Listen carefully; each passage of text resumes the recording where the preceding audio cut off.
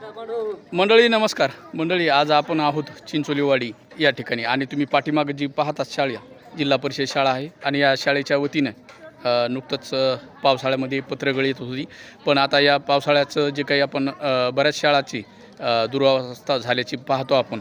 पण आज या चिंचोलीवाडी या शाळेचं कौतुक करावं तेवढं कमीच आहे.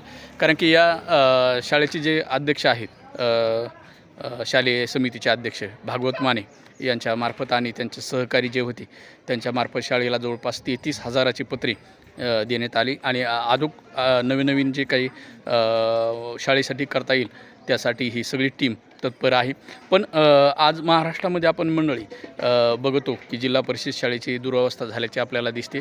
पण या शाळेच्या जी काही टीम आहे, टीम वर्क म्हणतो आपण, तरुण वर्ग आहे, ते मोठ्या प्रमाणात त्यांच्यामार्फत असेच शाळेसाठी उपयोगी कामं व्हावीत आणि या जिल्हा परिषद शाळेला एक नवीन झळाळी मिळावी हीच अपेक्षा आहे.